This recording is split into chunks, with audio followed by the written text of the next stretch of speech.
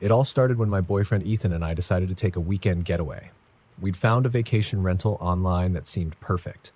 A cozy cabin deep in the woods of New Hampshire, far from the noise and chaos of the city. The listing boasted rustic charm, uninterrupted views of nature, and total seclusion. It sounded like exactly what we needed. The drive to the cabin was uneventful at first. Rolling hills, thick forests, and quaint little towns zipped past us as we talked about how much we needed this trip. But as we turned onto the gravel road leading to the cabin, I couldn't shake a strange feeling that crept up my spine. The trees on either side of the narrow road seemed to grow closer together, their twisted branches blotting out the sunlight. The air grew colder, even though it was the middle of July. I chalked it up to nerves. I wasn't exactly a fan of being in the middle of nowhere. But Ethan was thrilled, so I kept my unease to myself. The cabin itself was everything the listing promised. A charming A-frame nestled in the woods, complete with a stone fireplace, creaky wooden floors, and an old-fashioned rocking chair on the porch. There was even a small lake nearby. Ethan was already planning a fishing trip for the next morning, but I wasn't as enthusiastic. Something about the place felt off. It wasn't just the cabin, it was the silence. Out there, in the middle of the forest, there were no sounds of birds chirping, no rustling leaves, no distant hum of cars. It was unsettling. I laughed it off when Ethan teased me, calling me a city girl who wasn't used to peace and quiet. But that silence, it didn't feel peaceful. It felt heavy, oppressive, like the forest was holding its breath. The first night started uneventfully. We cooked dinner on the tiny stove, played a few card games, and watched the sunset through the cabin's wide front windows. By the time it got dark, I felt a little more at ease. Maybe I was just overreacting. But then, as I was brushing my teeth in the bathroom, I heard it. A faint scratching sound, like nails dragging against wood. I froze, my toothbrush halfway to my mouth, and listened. At first, I thought it was an animal, maybe a raccoon or a squirrel. But the sound wasn't coming from outside. It was coming from inside the walls. "Ethan," I called out, my voice shaking. He appeared in the doorway, his face a mixture of amusement and mild concern. "What's up?" "Listen," I whispered. We stood there in silence for a few moments, but the sound was gone. Ethan shrugged. "Probably just the pipes or something. It's an old place, babe. Don't let it freak you out." I nodded, pretending to believe him, but that feeling of unease crept back into my chest. That night, I couldn't sleep. I lay awake in the loft bedroom, staring up at the wooden beams above me, listening to the faint creaks and groans of the cabin settling. Ethan was snoring softly beside me, oblivious to my growing paranoia. Every so often, I'd hear the scratching again, faint and intermittent, like something, or someone, was moving inside the walls. At some point, I must have drifted off, because the next thing I knew, I was waking up to a loud thud. My heart jumped into my throat as I sat up in bed. The room was pitch black, except for the faint silver light of the moon filtering through the window. Ethan stirred beside me, groaning. "What was that?" I whispered. He rubbed his eyes, mumbling something about it probably being a branch falling on the roof, but I wasn't convinced. I climbed out of bed, my bare feet cold against the wooden floor, and made my way to the window.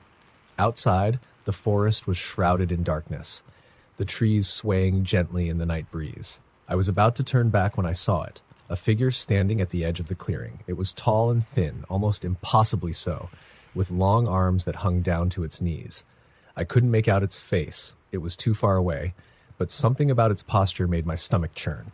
It didn't move, didn't make a sound. It just stood there watching the cabin. "Ethan," I hissed, my voice trembling. "Wake up! There's someone out there." He groaned again, but when he saw the look on my face, he sat up and joined me at the window. "What the hell?" By the time he looked, the figure was gone. The next day, Ethan tried to convince me it was just a shadow or maybe a trick of the light, but I knew what I'd seen. I wanted to leave right then and there, but Ethan said I was overreacting. He suggested we stay one more night and leave in the morning, and against my better judgment, I agreed. That evening, we decided to start a fire in the fireplace to make things feel cozier. As Ethan stacked the wood, I sat on the couch scrolling through my phone. That's when I noticed something strange. The vacation rental listing we'd booked through was gone, completely vanished from the website. No photos, no reviews, no contact information, just gone. I tried to show Ethan, but he brushed it off, saying the host probably just took the listing down temporarily. But the nagging feeling in my gut told me otherwise. As the fire crackled and the cabin filled with the scent of burning wood, I tried to push my fears aside, but then, as the flames grew brighter, something caught my eye. On the stone hearth just above the fire were a series of deep scratches, almost like claw marks. They hadn't been there before. "What the hell is this?" I asked, pointing them out to Ethan. He frowned, running his fingers over the marks. "Probably just wear and tear. This place is old." But I wasn't convinced. Those marks didn't look like they'd been made by anything natural. They looked deliberate. That night, I barely slept. I kept hearing faint whispers, too quiet to make out, and the scratching in the walls grew louder. At one point, I thought I heard footsteps in the loft, even though Ethan and I were the only ones there. I was too scared to get out of bed and check, so I lay there, paralyzed, until the first rays of sunlight filtered through the window. By morning, I'd had enough. I told Ethan we needed to leave. Now. He didn't argue, probably because he'd finally started to pick up on my fear. We packed our bags in record time and bolted out of there. As we pulled onto the gravel road, I glanced back at the cabin one last time. For a split second, I thought I saw someone, or something, standing in the loft window, watching us leave. But when I blinked, it was gone. A few weeks later, I couldn't resist the urge to do some digging. I searched online for anything I could find about the cabin, and what I discovered made my blood run cold. The property had a dark history. Decades ago, a family had disappeared while staying there. The only clue left behind was a series of strange claw marks found on the walls and floors of the cabin. The case was never solved. I don't know what we encountered that weekend, and honestly, I don't want to know. All I know is that we were lucky to get out when we did. Story number 2. When I decided to book a last-minute beach house on the Outer Banks of North Carolina, I thought I'd struck gold. The photos in the listing showed a beautiful, sprawling property right on the edge of the dunes. The place had it all. A wraparound deck, ocean views, and enough space for me and my best friends to kick back and unwind for a long weekend. It seemed too good to be true. And as it turns out, it was. We arrived late on a Friday night. The sun had long since dipped below the horizon, leaving only a sliver of moonlight to guide us down the narrow, sandy road leading to the house. The rental stood alone, perched on stilts, surrounded by nothing but seagrass and sand. No other houses were visible in either direction, just miles of dark, empty beach. At first, we were excited about the isolation. No neighbors to complain about noise. Ryan, my oldest friend, joked as we lugged our bags inside. But something about the house felt wrong. It wasn't anything obvious, just a faint sense of unease that settled in the pit of my stomach the moment we stepped inside. The interior was dated, but not in a charming way. The furniture looked worn, the wallpaper was peeling in places, and there was a strange, musty smell lingering in the air. Still, we shrugged it off. We weren't here for luxury. We just wanted a break from the grind. After unpacking, we cracked open some beers and headed to the deck to watch the waves crash in the distance. That's when we noticed the light. Far down the beach, barely visible through the haze of sea mist, there was a faint glow. It wasn't the soft, steady light of a distant house or a boat on the horizon. It flickered and pulsed, almost like a lantern being swung back and forth. "Probably someone night fishing," Jess suggested, taking a sip of her drink. "Or maybe it's one of those ghost stories," Ryan teased, his grin wide. "You know, like the lost lighthouse keeper searching for his ship." I laughed it off with the rest of them, but something about the light unnerved me.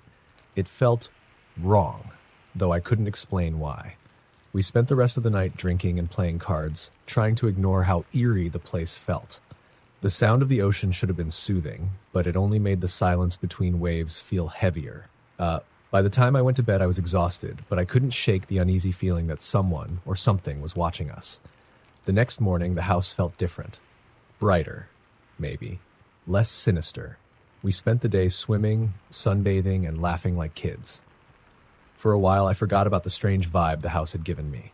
That night, we built a bonfire on the beach, roasted marshmallows, and swapped old ghost stories. And then we saw the light again. This time, it was closer, much closer. It hovered just beyond the edge of our bonfire's glow, flickering in the darkness. We all noticed it at the same time, falling silent as we stared. "What the hell is that?" Jess whispered. "Maybe it's a camper?" Ryan said, but his voice wavered. "Should we go check it out?" Liam, my other friend, asked. "No," I said, a little too quickly. I didn't know why, but every instinct in my body screamed that we needed to stay put. "Let's just go inside." No one argued. We hurried back to the house, locking the doors behind us. From the safety of the living room, we peeked through the windows, trying to spot the light.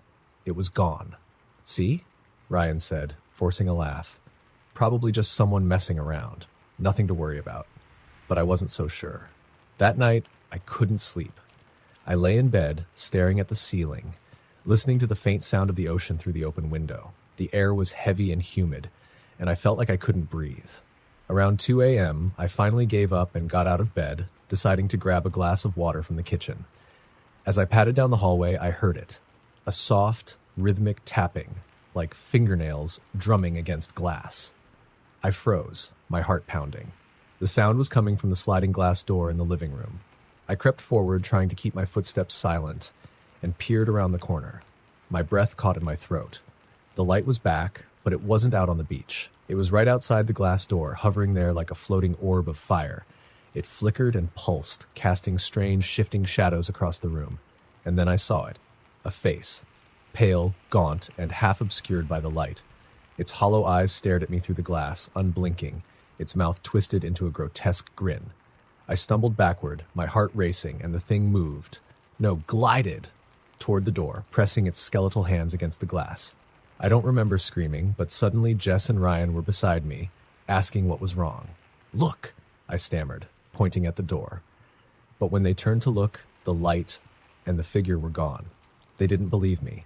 They thought I'd been dreaming or hallucinating. Even I started to doubt myself as the night wore on. But the next morning, when I went to make coffee, I found something that confirmed I wasn't crazy. On the outside of the glass door, where the figure had pressed its hands, were smudges. Long, thin streaks that looked like claw marks. We decided to leave that day, cutting the trip short. None of us said it out loud, but we all felt it. The house didn't want us there. As we packed the car, I took one last look at the beach. The light was back, far in the distance, flickering faintly in the midday sun. My stomach turned as I watched it grow dimmer, then vanish altogether. Weeks later, I did some research and discovered something chilling. The house was built near the site of a shipwreck from the late 1800s. According to local legend, the ship's crew had perished in the wreck, their bodies washing ashore near the dunes. Some say their spirits still wander the beach, searching for a way back to the sea. I don't know if that's true. I don't want to know. All I know is that something was out there on that beach, watching us, and it wanted us gone. Story number 3. When I found a quaint, historic farmhouse on a rental site, it seemed like the perfect spot to take a solo weekend retreat. It was nestled in the hills of Pennsylvania, surrounded by acres of untamed land, and just the kind of peaceful escape I needed. The description boasted charming, rustic features and a history dating back to the early 1800s. It sounded idyllic, but I had no idea just how much of that history would come back to haunt me. The drive there was beautiful. The sun was setting, casting an amber glow over the rolling hills, and by the time I arrived, the farmhouse looked like something out of a painting. 2 stories tall, whitewashed wood with dark green shutters and an old barn standing off to the side. A weathered wooden swing hung from a massive oak tree in the front yard, swaying gently in the breeze. I let myself in with the key the host had left in a lockbox, and immediately the house's age was apparent. The wide plank wooden floors creaked beneath my feet, and the furniture looked like it had been there for decades. The air smelled faintly of wood smoke and something else, something earthy and faintly sour that I couldn't quite place. I chalked it up to the age of the house. After all, old homes had quirks, right? That was part of their charm. The first evening was uneventful. I made myself a quick dinner, curled up on the worn but comfortable couch with a book, and enjoyed the sound of crickets chirping outside. By the time I went to bed, I felt more relaxed than I had in weeks. But then, at around 2 a.m., I woke up to the sound of footsteps overhead. I froze, my heart pounding in my chest. The bedroom I was in was on the first floor, and there was no second floor above me, just the attic. I told myself it was probably an animal, maybe a raccoon or a squirrel, but the sound wasn't random or skittering like an animal's movements. It was deliberate, slow, and heavy, like boots walking across the floor. I lay there, staring at the ceiling, trying to convince myself I was imagining things. After a few minutes, the footsteps stopped, and I eventually drifted back to sleep. The next morning, I tried to shake off the unease. I told myself it was an old house. Old houses make noise. But as I went about my day, I couldn't ignore the strange feeling that I wasn't alone. Every so often, I'd catch a glimpse of something out of the corner of my eye, a shadow moving in the hallway, a flicker of light in the mirror. But when I turned to look, nothing was there. I spent most of the day outside, hiking the property and enjoying the fresh air. The isolation that had seemed so appealing when I booked the house now felt oppressive. But I told myself I was being silly. I was just letting my imagination get the best of me. That night, things got worse. I just settled into bed when I heard it again, the footsteps in the attic. This time, they were faster, more urgent. I sat up, straining to hear, and that's when I noticed something else, a faint, rhythmic tapping coming from the window. I turned my head slowly, my heart hammering. Outside the window, in the pale light of the moon, I saw a figure standing beneath the oak tree. And it was too dark to make out any details, but the silhouette was unmistakable, tall and lanky, with something in its hand that glinted in the moonlight. I scrambled for my phone, but when I looked back, the figure was gone. The swing beneath the tree was swaying violently, as if someone had just leapt off it. I didn't sleep that night.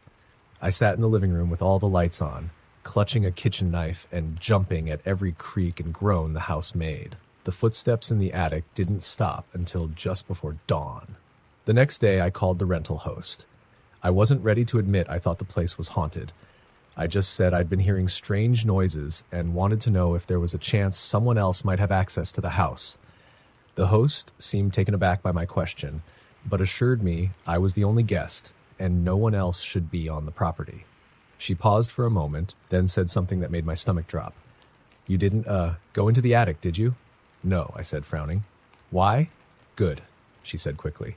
"It's not safe up there. The floorboards are rotten. I meant to have it locked off, but, well, just don't go up there." I hung up, more unsettled than ever. If the attic was locked, how could there be footsteps? And why did she sound so nervous? That night, I decided I wasn't going to let my imagination run wild.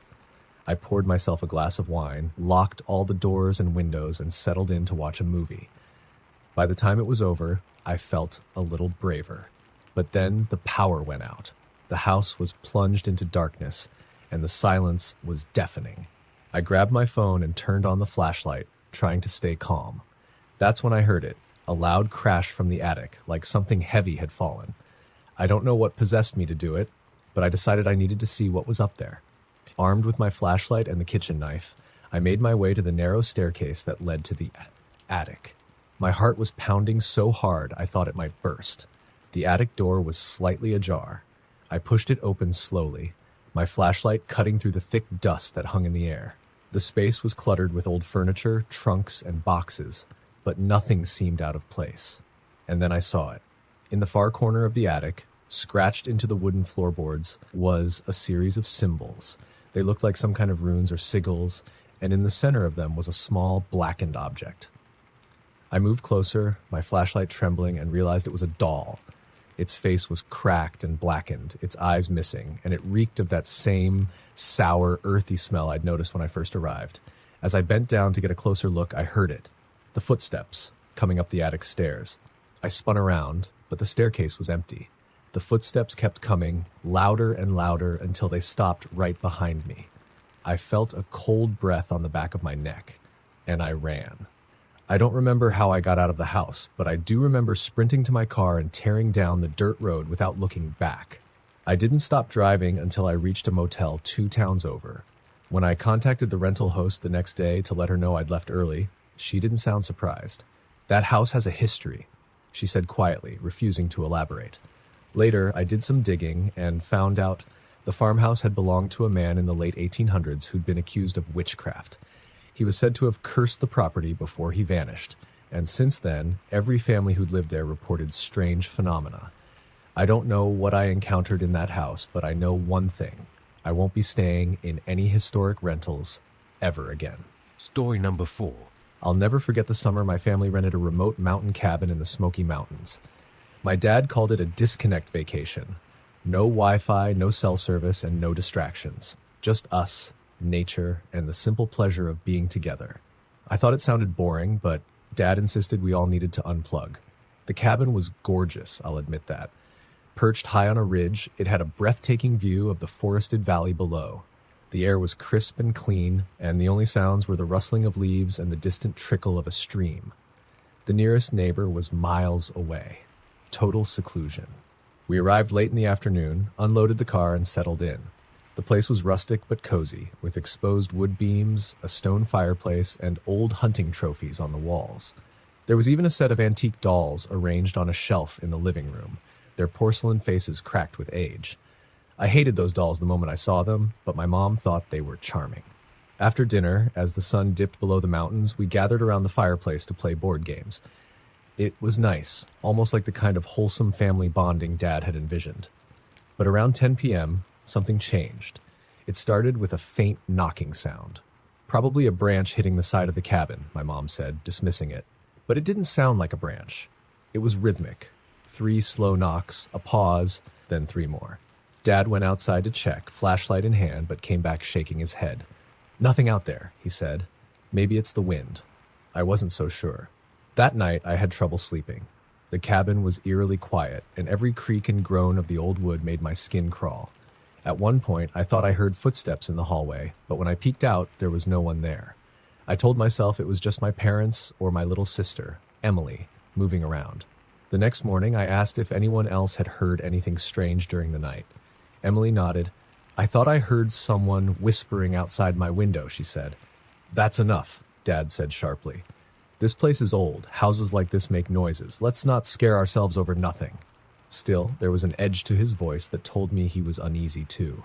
We spent the day hiking and exploring the woods, and for a while, I forgot about the strange noises. But when we returned to the cabin that evening, the atmosphere felt heavier, almost oppressive. After dinner, while the rest of the family played cards in the living room, I wandered out onto the porch to get some fresh air. The sun had just set, and the forest was bathed in the dime blue light of twilight. As I leaned on the railing, staring out at the trees, I thought I saw movement, something darting between the trunks, too fast to be an animal. "Hello?" I called out, my voice trembling. No response. I went back inside, trying not to let my fear show, but that night the knocking returned, louder this time. I was lying in bed, staring at the ceiling when I heard it. 3 knocks on the front door. Then 3 more. I sat up, my heart pounding. "Mom? Dad?" I called out. They came rushing into my room, looking just as scared as I felt. "Stay here," Dad said, grabbing a flashlight and heading for the door. Mom held Emily and me close as we listened to him open it. There was a long silence, and then he called out, "There's no one here!" But when he came back inside, he looked pale. "What is it?" Mom asked. He shook his head. "It's probably nothing." But the look in his eyes told a different story. The next morning, we found strange marks in the dirt just outside the cabin. They were like footprints, but elongated and distorted, as if whoever or whatever had made them was walking on twisted, broken legs. We tried to laugh it off, but the tension was palpable. Even Dad seemed spooked. That night was the worst. We were all in the living room when we heard it again, the knocking. This time it wasn't just at the front door. It came from all sides of the cabin, echoing through the walls like a sinister drumbeat. Dad grabbed a poker from the fireplace and threw open the front door, shouting into the darkness, "Who's out there?" There was no answer. And then, from the edge of the porch, we saw it. A figure stepped into the faint glow of the porch light. It was tall, impossibly thin, with long arms that ended in claw-like fingers. Its face was pale and featureless, except for 2 dark pits where its eyes should have been. It tilted its head as if studying us, and then it smiled.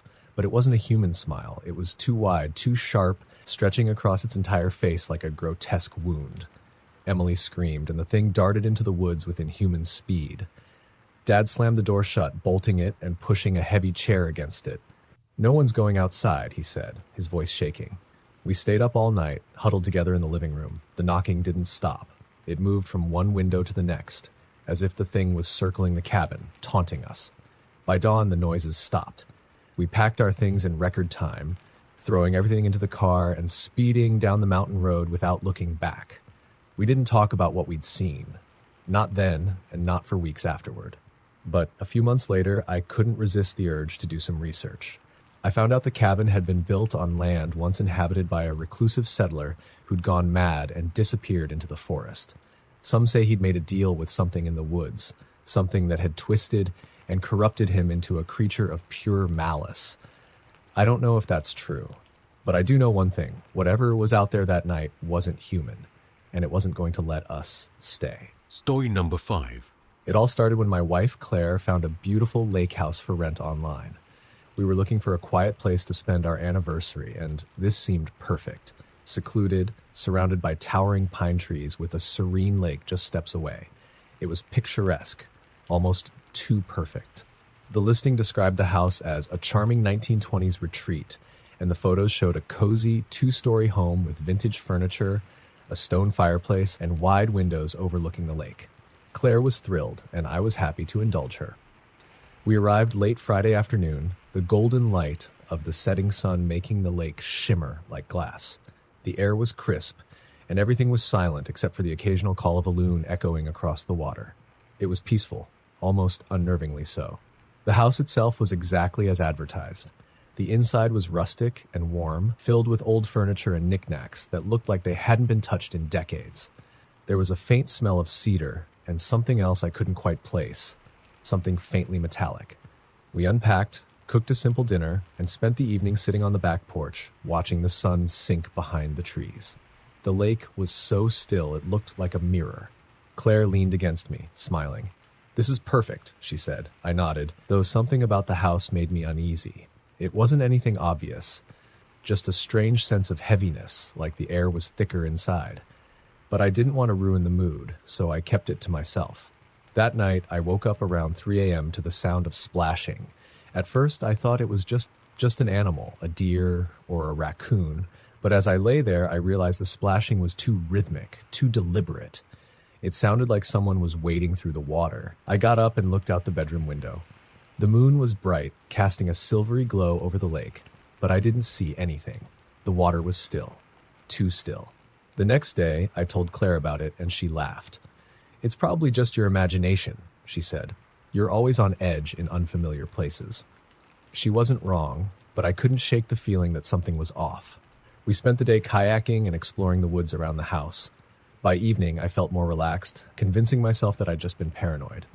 After dinner, we sat by the fireplace, drinking wine and talking.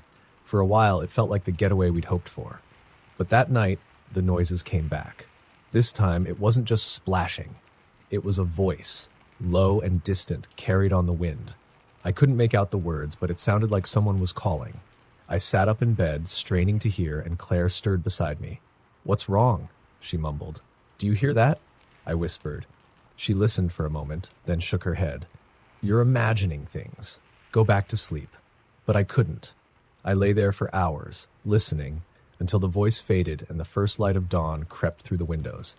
The next morning, I decided to check out the lake. Something about the water didn't sit right with me. It was too calm, too reflective, like it was hiding something beneath its surface. As I walked along the shore, I noticed something strange. Small, bare footprints in the wet sand. They were too small to belong to me or Claire, and we hadn't seen anyone else since we arrived. The prints led to the water's edge, then stopped abruptly, as if whoever had made them had simply walked into the lake and disappeared. When I showed Claire, she frowned. "Maybe there's another cabin nearby," she said, though her voice wavered. Someone could have been out for a walk, but we both knew there were no other cabins. The nearest property was miles away. That night, the voice was louder. It started as a faint murmur, but as the hours passed, it grew clearer. It was a woman's voice, singing softly. The melody was haunting, unfamiliar, and it sent chills down my spine. Around midnight, Claire woke up, shaking my arm. "Do you hear that?" she whispered, her eyes wide. I nodded, my mouth dry. We crept to the window together and looked out at the lake. There, standing knee-deep in the water, was a figure. It was a woman, her long, dark hair hanging in wet strands over her face. She wore a pale, tattered dress that clung to her body, and her arms hung limply at her sides. She was facing the house. Claire gasped, and the woman's head snapped up, her face tilting toward us. Even from the distance, I could see her eyes, wide and empty, like two dark holes in her face. I yanked the curtains shut, my heart racing. "We need to leave," Claire said, her voice trembling. We packed our bags in silence, too terrified to speak. The entire time, I felt like we were being watched. Every creak of the floorboards, every rustle of the wind made me jump. As we carried our things to the car, I glanced back at the lake. The woman was standing on the shore now, watching us. Her head tilted at an unnatural angle, and her lips moved as if she were whispering. We drove away as fast as we could, the tires kicking up gravel. Neither of us spoke until we were miles away. Later, I did some digging and discovered the lake had a dark history. In the 1930s, a young woman had drowned there under mysterious circumstances. Some said she'd been pushed, others claimed she'd walked into the water on her own. Her body was never recovered. Locals believed her spirit lingered, luring people to the lake with her voice. They called her the Drowned Bride. I don't know what we saw that night, but I'll never forget the sound of her voice or the emptiness of her eyes. We've never gone back, and we never will. Story number 6. I'll never forget the summer my friends and I decided to stay at an old hunting lodge deep in the forests of northern Maine. It was supposed to be the ultimate getaway. Just the 5 of us, a rustic cabin, and endless woods to explore. No cell service, no internet, just nature and the company of good friends. The lodge was owned by my friend Eric's uncle, who'd inherited it but hadn't used it in years. Eric had warned us that it was a bit run down, but we didn't mind. The idea of being off the grid for a long weekend sounded like a fun adventure. When we arrived, the lodge was just as Eric described. Weathered wood siding, a sagging porch, and windows coated with grime. It sat at the edge of a large clearing, surrounded by towering pines that seemed to stretch endlessly in every direction. There was a faint smell of mildew and damp wood when we stepped inside, but nothing that couldn't be fixed with a fire and some air circulation. We unloaded the car and spent the afternoon getting the place set up. The lodge had no electricity, but there was an old wood stove, a hand-pumped well for water, and plenty of oil lamps scattered around. It felt like stepping back in time. By nightfall, we were settled in, drinking beer and roasting marshmallows over a crackling fire. Laughter filled the air, and for a while it was exactly what we'd hoped for. But then, just as the fire was dying down, we heard something. It was faint at first, almost drowned out by the sounds of the forest, an odd, distant humming, like someone singing a single low note. "Do you hear that?" my friend Rachel asked, her brow furrowing. We all went silent, straining to listen. The humming grew louder, more distinct, and it was coming from the woods. "Probably just the wind," Eric said, but his voice lacked confidence. We tried to laugh it off and went to bed not long after, but I couldn't shake the unease that settled over me. That night, I woke to the sound of footsteps. They were slow and deliberate, crunching in the dirt just outside the lodge. At first, I thought it was one of my friends, but then I realized they were too heavy, too measured. I sat up, my heart pounding, and listened as the footsteps circled the lodge.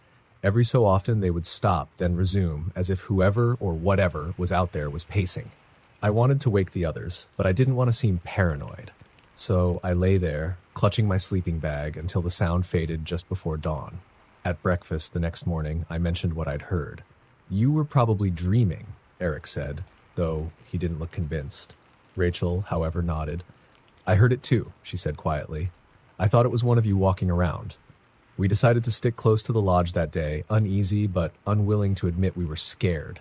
Eric found an old rifle in a locked cabinet, and though it was rusted and likely useless, he kept it nearby just in case. As the day wore on, the humming returned. It was louder now, drifting through the trees like an invisible fog. It was constant, unbroken, and seemed to come from all directions at once. "Maybe it's some kind of animal," my friend Mike suggested, though he didn't sound convinced. "An animal that hums?" Rachel shot back. By the time night fell, we were all on edge. We locked the doors, though they were so flimsy it wouldn't have mattered, and kept the fire burning as long as we could. Around midnight, the humming stopped. The silence that followed was deafening, oppressive, like the entire forest was holding its breath. And then we heard it, a single knock at the front door. We froze. "Who the hell would be out here?" Mike whispered. Eric grabbed the rifle and motioned for us to stay back as he crept toward the door. He peeked through the small, cracked window beside it, but shook his head. "There's no one there." Another knock. This time it was louder, more insistent. Eric flung the door open, the rifle raised, but the porch was empty. The clearing beyond was bathed in moonlight and nothing moved. He slammed the door shut, bolting it with the flimsy latch. "We're leaving in the morning," Rachel said, her voice trembling. None of us argued. That night, none of us slept. The knocking returned, moving from the front door to the back, then to the windows. It was always the same, 2 sharp raps, then silence. And then, sometime around 3 a.m., it stopped. For a moment, we thought it was over, but then we heard a low, guttural sound, a growl, deep and resonant, coming from just outside.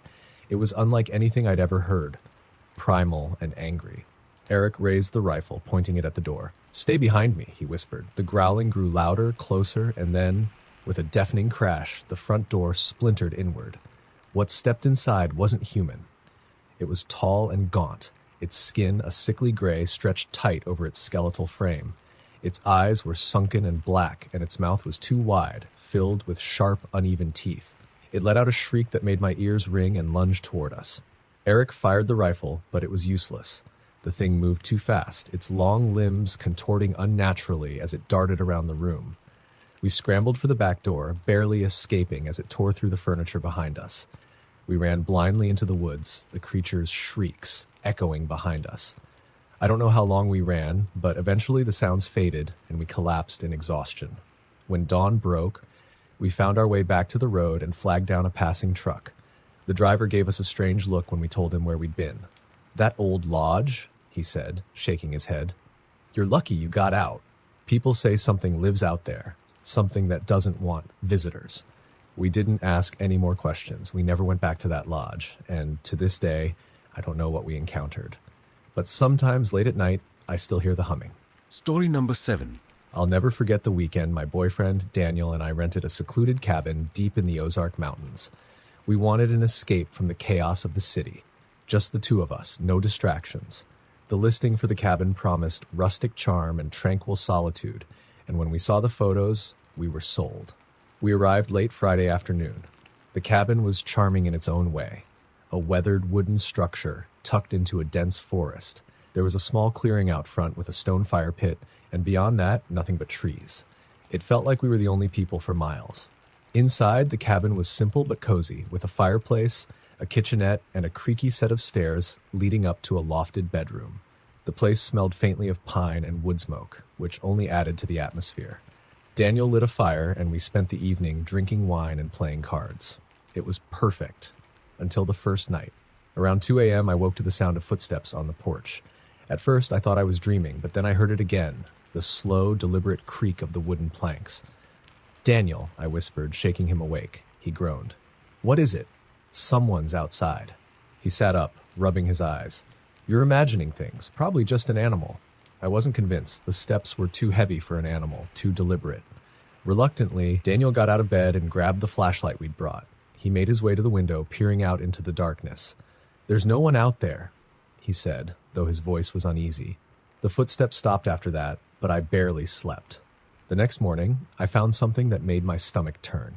Just outside the cabin, in the dirt, were footprints. Bare, human footprints. They circled the cabin, stopping at every window and the front door. Daniel tried to play it off. "Maybe someone was passing through," he said, though we both knew how ridiculous that sounded. We were miles from the nearest town, with no reason for anyone to be out here. We decided to spend the day hiking to shake off the unease. The trails were beautiful, winding through dense woods and over small streams. But even as we walked, I couldn't shake the feeling that we were being watched. At one point, Daniel stopped and turned to me, his face pale. "Did you hear that?" I listened, and for a moment there was nothing. Then I heard it, a faint rustling in the underbrush, followed by what sounded like a low whisper. "It's probably just the wind," I said, though I didn't believe it. We hurried back to the cabin, and for the rest of the day, we stayed inside, keeping the doors locked. That night, the footsteps returned. This time, they were louder, more insistent, and they weren't just on the porch. It sounded like someone or something was pacing around the entire cabin. Daniel grabbed the flashlight and opened the front door, shouting, "Who's out there?" The footsteps stopped, and for a moment, everything was silent. Then, from the darkness, came a laugh. It was low and guttural, more like a growl than anything human. It sent chills down my spine, and I grabbed Daniel's arm, pulling him back inside. "We're leaving first thing in the morning," he said, bolting the door. Neither of us slept that night. The pacing continued, interspersed with faint tapping on the windows and that awful, inhuman laugh. When dawn finally came, we packed our things in record time. But as we loaded the car, we noticed something that made my blood run cold. Carved into the wood of the porch, in jagged, uneven letters, was a single word: "Stay." Daniel cursed under his breath and slammed the car door shut. As we sped down the dirt road, I kept looking back, half expecting to see someone or something chasing after us. We didn't stop until we were miles away, back in the safety of a crowded gas station. Later, when we told a friend about what had happened, he gave us a knowing look. "You rented one of those old cabins in the Ozarks, didn't you?" When we nodded, he shook his head. "Those woods have stories. People have gone missing out there. Some say there's something in those hills that doesn't want to be disturbed. I don't know what we encountered that weekend, but I know one thing. I'll never set foot in those mountains again."